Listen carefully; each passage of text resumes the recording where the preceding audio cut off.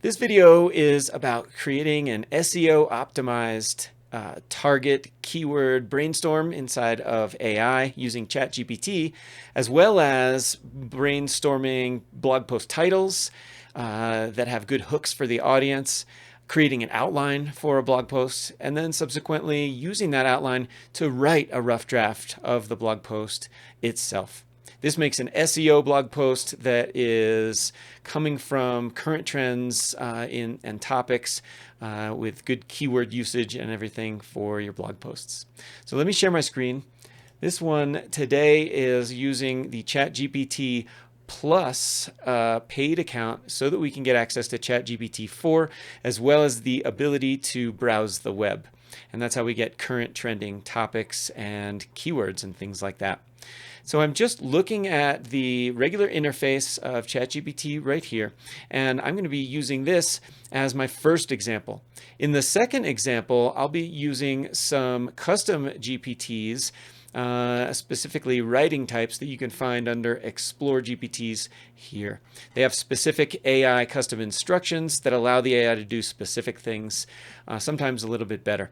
But I'll show you both techniques, and instead of doing searches in real time in this video, I'm going to be showing you through some that I've done here in the past. This is about Breckenridge, Colorado real estate. And if you look at this up here, I'm just using ChatGPT 4. If you look in my next example, right here at the top left, it shows you the name of the custom GPT that you were using at the time. And so let's go back to a regular ChatGPT 4 chat, and I'll just go through what I did to create an SEO optimized blog post from scratch. I wanted to search trends and brainstorm popular search keywords related to, quote, Breckenridge real estate. And by asking it to do the latest search trends to find that and brainstorm popular search keywords, it prompted the AI to browse the web. I often do also use the words, please browse the web in order to blah, blah, blah. And that forces the AI to know that it wants to go and use current browsing search in order to get the information that's current for today instead of just using its training data. And so for this question, ChatGPT did a good job, I think. You can see that it's got 5 or 4 different topics here with a description and a citation. If you roll over, you can see the title of the citation. If it's short enough, you can see the name of the website. This one was Orchard. If you click here or here, it'll open up the article itself in another window. And at the bottom, you can see to dig in deeper, check out these search results. And this is going to open up a Bing search result page that ChatGPT had used, and it'll show all the cited websites that it read to get all this information. So we're getting somewhere with looking at some different trends, different things around this topic from current events or current web results. Then after that, it also gives me popular search keywords because that's what I asked for up here. So latest search trends first, then brainstorm popular search keywords. This is a good prompt because it's asking for those 2 different things, and it's able to understand and obey.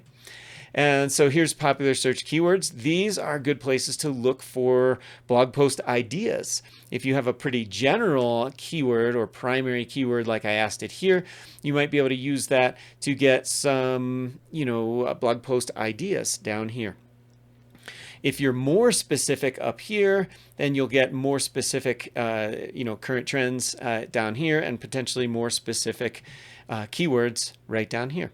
And so I went the step further though, and I asked the AI to assist me in brainstorming keywords that had really good blog post titles that would be relevant for search ranking as well as appealing hooks for readers. A hook in marketing speak is just some copy like a headline that is good at attracting people and has the effect that it makes them want to read further. And that's just what the word hook means. So ChatGPT understood that very well. It said that it gave me 10 possible blog post titles that leverage current trends, market insights, and the unique appeal of Breckenridge, aiming to serve as both SEO-friendly hooks and engaging content ideas for potential readers. Perfect. It really understood what I was trying to do there. So I've got 10 different ideas for blog posts, as well as an explanation of the hook for each of them. I looked at number 5 and decided to take this whole blog post title idea plus the hook and paste it into my next prompt. What I wanted the AI to do for me in the next step is to write a blog post outline, pulling information from the current search results on the web. So I gave it the title, I gave it the hook, and I also instructed it to browse the web for current search results again while making the blog post outline. And so those are the important parts of this prompt. And it was able to do it quite well. It gave me 2 citations for this top section, the intro, another couple of citations in section 1, and so on. And I've got 2, 3, 4, 5, 6 sections plus an intro and a conclusion as far as an outline for this post title. And so here is where you might take this outline, bring it into an editor like a Word doc or Google Docs, a place where you could edit some things. Maybe you don't want to include this section for at all or something like that, because that would be something you can do to customize this outline, maybe even adding another section that comes from your professional expertise in order to get that outline really well done and trimmed before you bring it back to the AI and ask it to do the blog post draft writing. So the next step, though, if you have this outline, if I'm not going to edit the outline, because the AI will remember the context and everything we've talked about previously in this current thread, I don't actually have to paste the outline in. But if I did revise it, I can easily paste that in. So I asked it to write the blog post following the outline, writing in a friendly and casual tone with a professional feel as well. These are important parts of the prompt. If you're not using a custom GPT that has some of this prompting information in the background.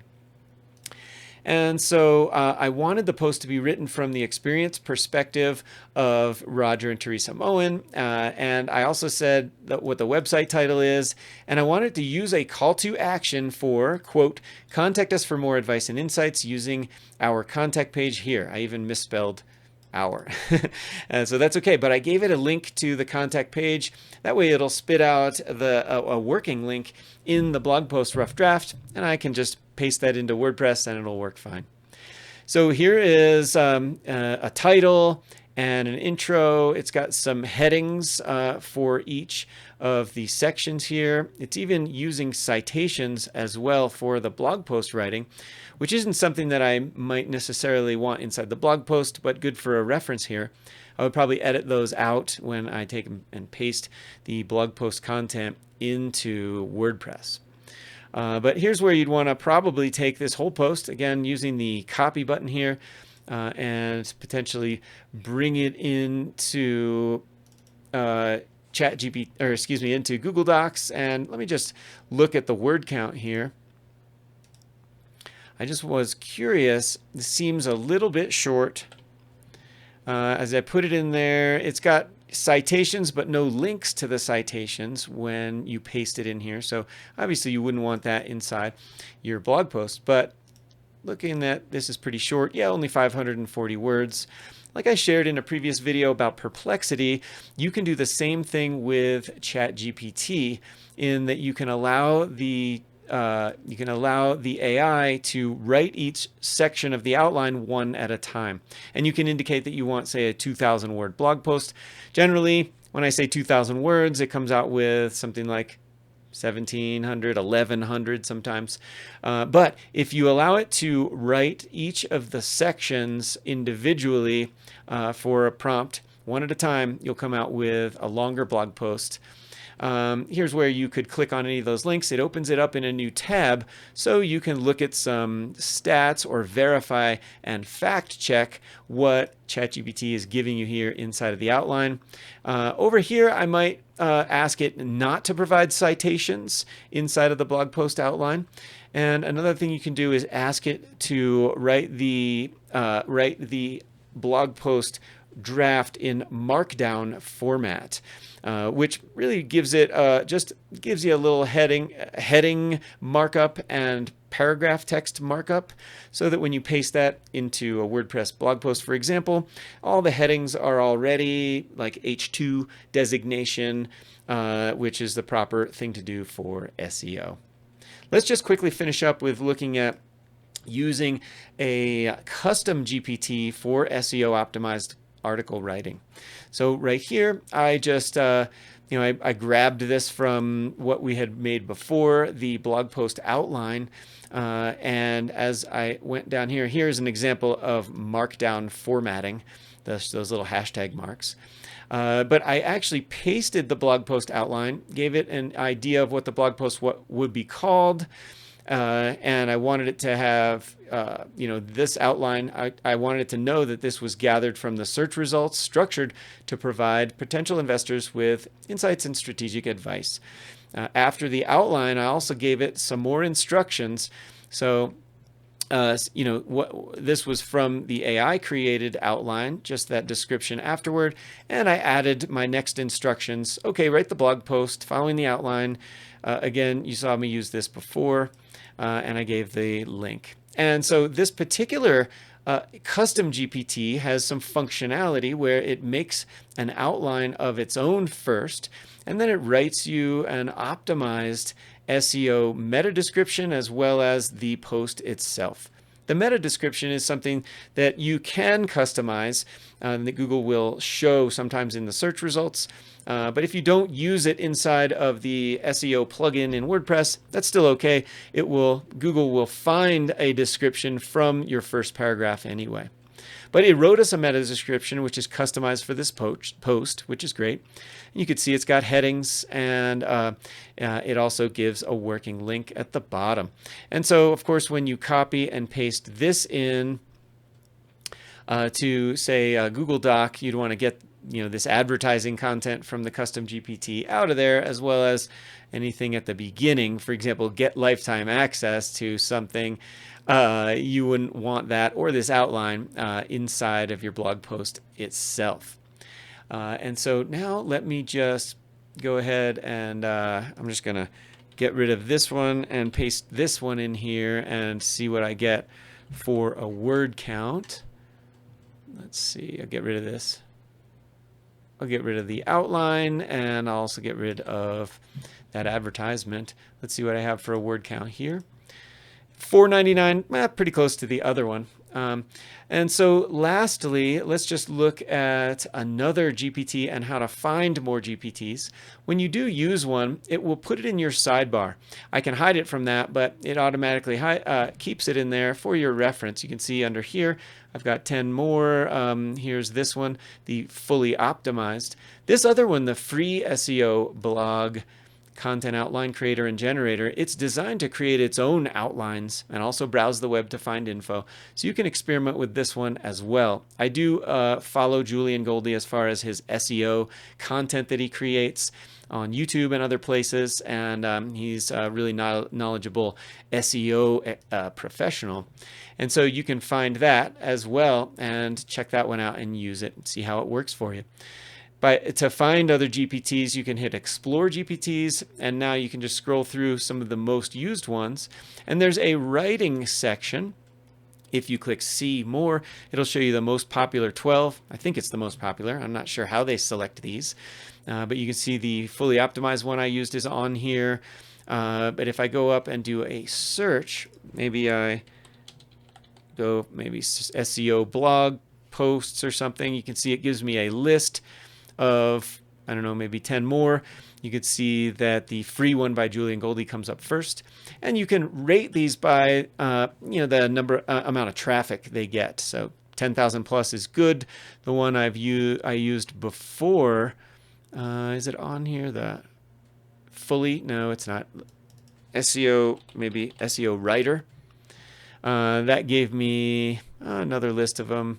But in any case, there's a lot of them that have 10,000 plus are ones I would steer towards, but don't be afraid to try some of the other ones if the description fits with what you're trying to do. And so that's a good overview. You can also use ChatGPT Plus in order to make, images for the blog posts as well. It works very, very well as a part of that same membership. All right. I hope that was helpful. Thanks, and I'll see you next time.